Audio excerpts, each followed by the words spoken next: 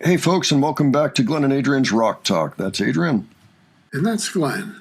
And as promised, we're going to start looking at the Warnings LUNARIO gig again. We last looked at it 22 months ago, actually about 23 months ago. It was early March, if I remember, that we started. And so, yeah, it's been a while. We've learned a lot about the band since. We're curious to look at this show again and just see what maybe we missed the first time around. I remember liking it a lot. And there's been a lot of great concerts. This one still sticks out as a good one, but I have not gone back to look, not even once since we looked at it, because there have been so many other things to look at. I don't know.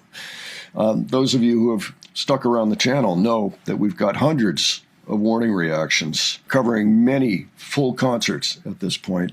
This is one of the most notorious early ones. And so it's historic for that reason, and we want to give it a little extra attention. This time around, I have an appreciation for how much energy they put into each show. Yeah. And they definitely put a lot into this one. I recently took a look at the beginning. It was about 12 and a half minutes of them coming into Mexico City and then going to the sound check, going through all that, meeting up with fans outside that just happened to be there. It was nothing formal. And then going through the whole getting ready for the show and then going on and then it starting. And it was just pretty interesting. It was clear that Rudy put a lot of time into that opening, more than I think I've seen in other concerts ever since. Maybe because it was the first big one, that they wanted to put out there. It was behind the Patreon paywall for 2 years. Finally came out in November of 2020 on the second anniversary. So we know it's special just from that. So we're going to pick up after the opening once again, because I have that on the other channel. I'm going to put it in the cards here for anybody that wants to see it. I think it's worthwhile. I did add subtitles, which the original did not have. So if you ever wondered what they were talking about in the van or at the sound check, anything like that, now you can find out. That'll also be on the end screen of this video.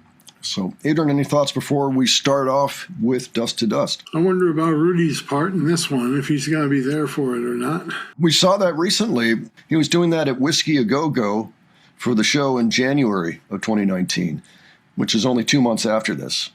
And we had noted we'd only seen it maybe once before. I think that he does do it at this show. I don't know if that's the third time or the second time. Maybe that was the first time that I was remembering. I don't know. Anyway, let's go ahead. Let's check out Dust to Dust. All righty.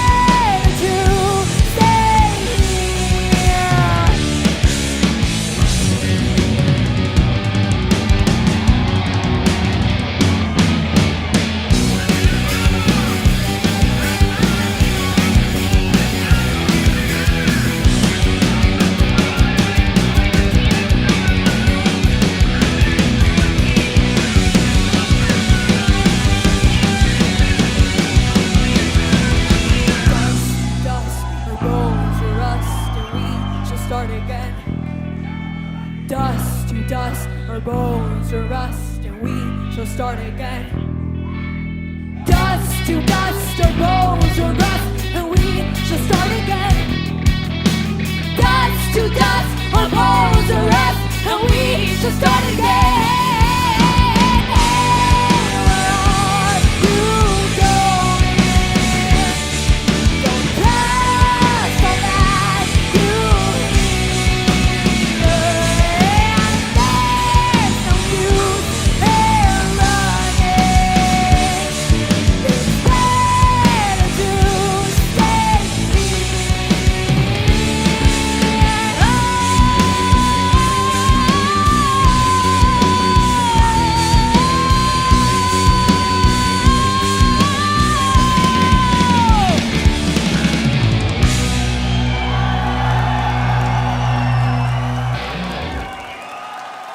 Well, I noticed a few things. Is there anything you want to point out, Adrian? I guess the first thing I noticed is Paul go through a drum riff, adjusting her mic without skipping a beat. I think I saw that.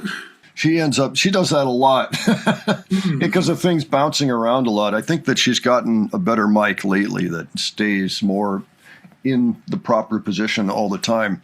Yeah, those mics, I mean, they can vary wildly in how much they move around in front of your mouth, especially if you happen to be in motion, which is usually the case with those mics. I mean, dancers will use those mics, or lead singers that do a lot of choreography, dancing with other dancers. Of course, drummers, lots of people will do it like that, and they'll also be doing other things.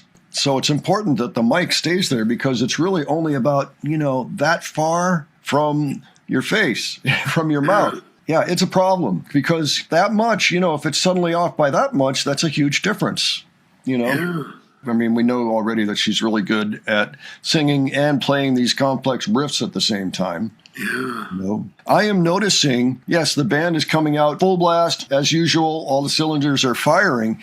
They are a younger band. You can tell that they have gotten better since this night, but they are very explosive here. It's been 7 years, so it would be shocking if they hadn't perfected and kind of streamlined and gotten better at all these little tiny details that now we notice and we're hypersensitive to because we've seen them so many times over the course of their entire career timeline. But it is so full of energy, and it does have this raw feel to it as well, and I just love that.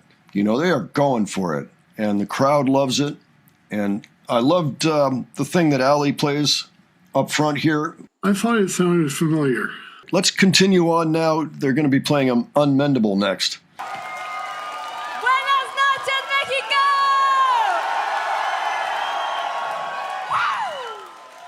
Muy buenas noches, estamos increíblemente contentos de estar aquí. Muchas gracias por venir. Muchísimas gracias. Le queremos dar gracias rápido a Lunario por invitarnos, a Sally por nuestros looks, Sally Beauty de hoy. Muchas felicidades a Jet Jaguar por su show. ¿Y están listos para el Super Show hoy? Este será un show muy especial para nosotras porque vamos a estar estrenando por primera vez todo nuestro nuevo disco, The Queen of the Murder Scene. Y bueno, voy a hablar inglés un poquito porque tenemos invitados de fuera esta noche. So, thank you very much to everyone who came from the United States and all over the world to watch us tonight. It really means a lot to us. Thank you so much for all your support. We love you. Thank you. 1, 2, 3, 4.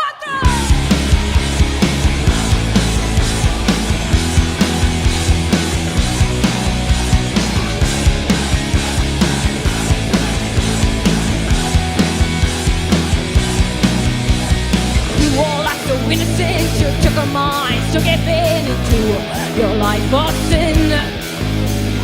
You all play your little games, you try to act and to pretend. Oh, you kill lovers and betrayed friends. Tears are running down our face, all of your words were always safe, and you were always fake. You were never nice to us, your lies were never good enough, like fools who just say oh.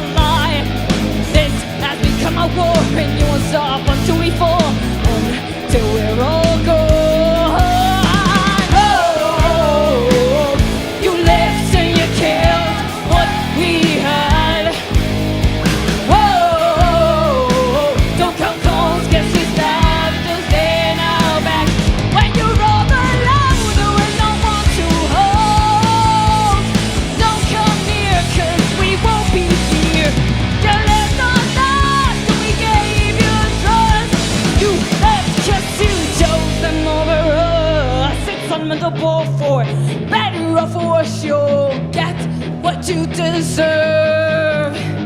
It's unmendable for better or for worse. You'll get what you deserve. It's unmendable for better or for worse. You'll get what you deserve. It's unmendable for better or for worse. You'll get what you deserve. When you're all alone with no one to hold, don't come near, 'cause we won't be here. You left us out, we gave you a trust. You left us, you chose them over us. It's unmendable for better or for worse. You'll get what you deserve. It's unmendable for better or for worse. You'll get what you deserve.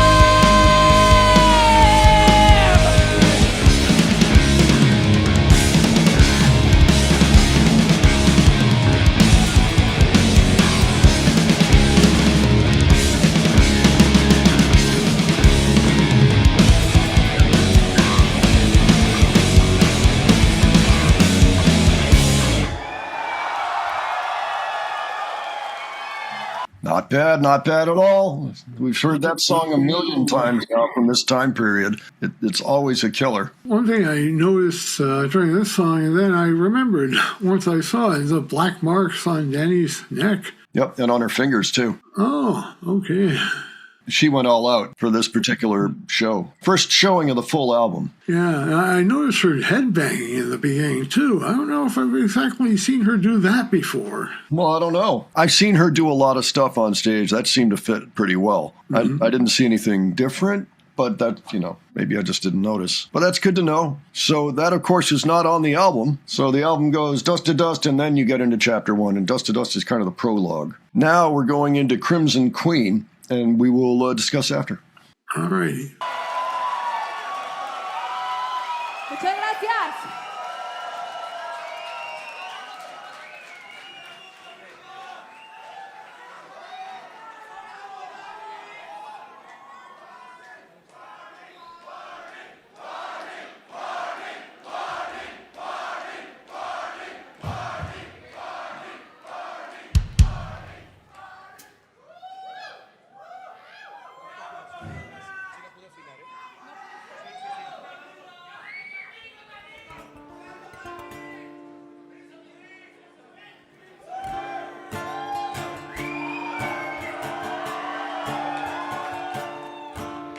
There's something that you make me feel.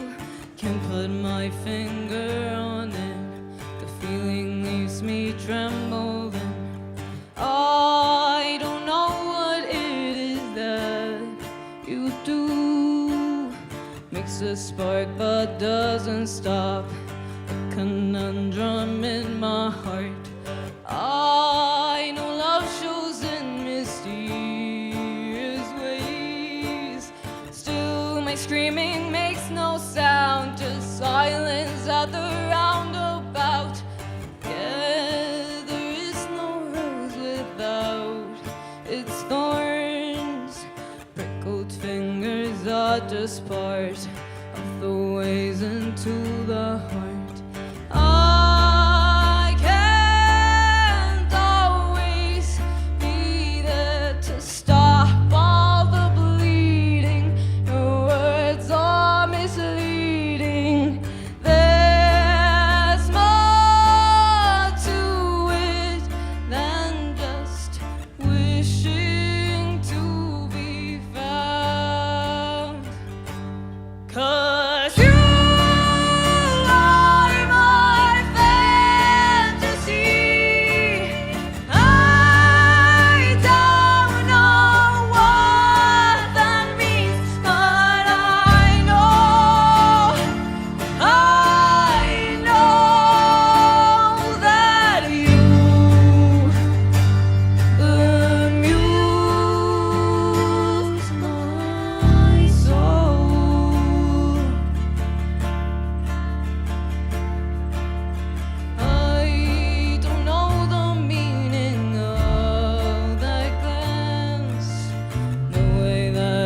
seems to dance, always leaves me in a trance.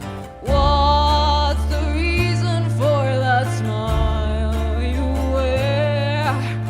Wishing that it was for me never made me feel so weak. I can't always be there to stop all the bleeding. Your words are misleading. There's more to it than just wishing to be found. 'Cause you are my fantasy. I don't know what that means, but I know that you amuse my soul.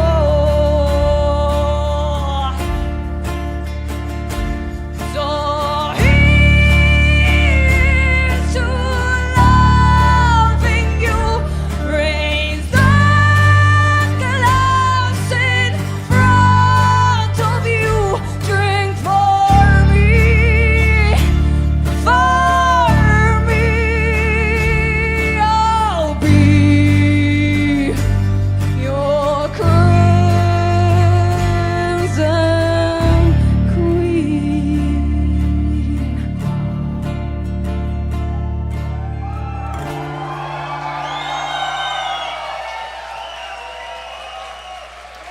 Well, that piece always packs an emotional punch. Yeah, Danny's singing here is exquisite.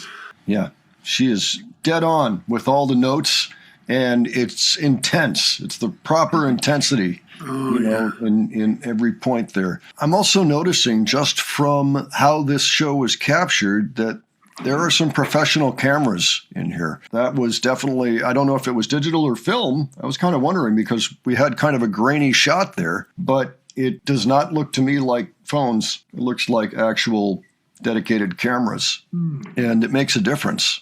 It's great to have a show of this quality at this point in their history. Yeah, there were some crimson graphics in this song too. Yeah, the roses and then the blood coming down on them. Yeah, it reminded me of this phrase called the Crimson King, which is, a king that, a very warlike king where there's lots of bloodshed under his rule and all that. Yeah, they also kind of reminded me of The Wall a little bit, like some of those early animations in the Wall movie. Goodbye, Blue Sky. Yeah, taking a theme like that and changing it up on screen and giving it something that should be comforting, a kind of a scary, terroristic feeling above it. All right, well, why don't we check out Ugh? Or Alrighty. Ugh is how you pronounce it. That's the proper pronunciation. Ugh. Ugh. There will be a test later. All right, let's go ahead and check this out.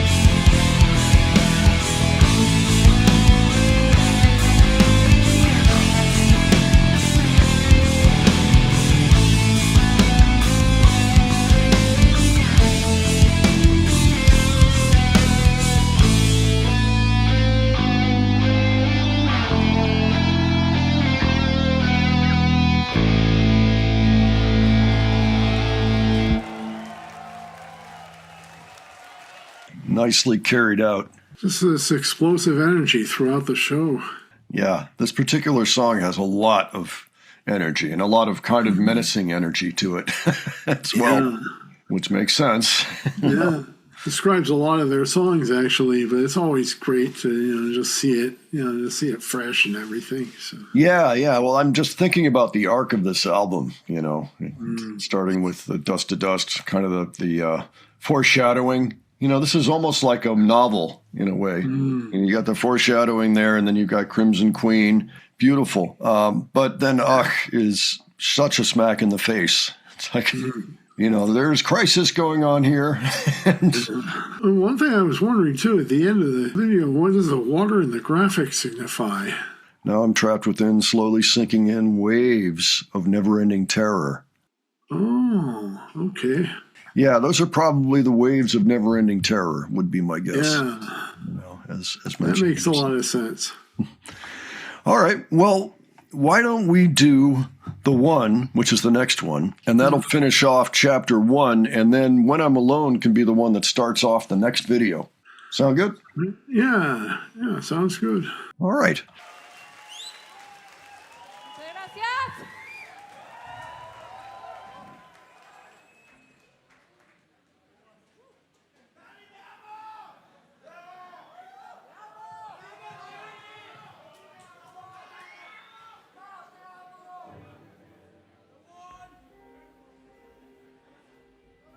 Gracias.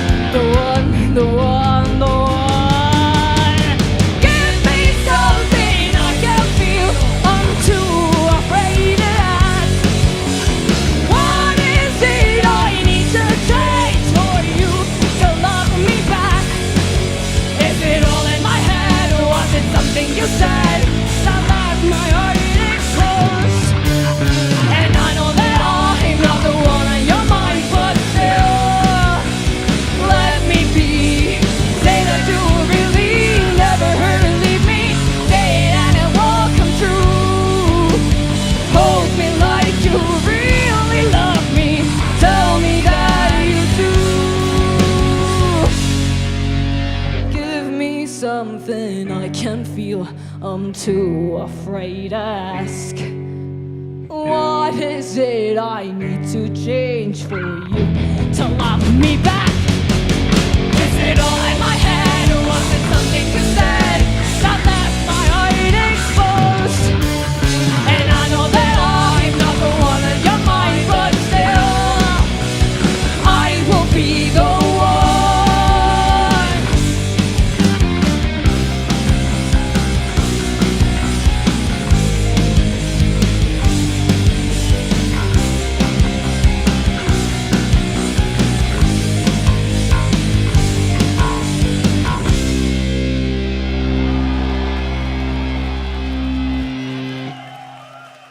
So, Adrian, what did you think of The One? I mean, talking about someone who wants to change so that the other person will love them even more, or will begin to love them. Because, gosh darn it, they just won't love them no matter what they try to do, She is imploring him to recognize her love. What's it going to take for you to love me back? Let me be the one. Right, but I mean, what should I change so that you'll love me back?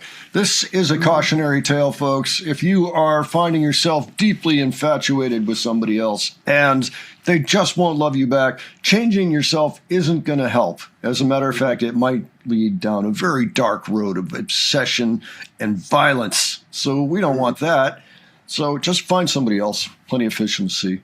But somebody wasn't around to tell this person that, and it's a shame, but at least we got this great album out of it.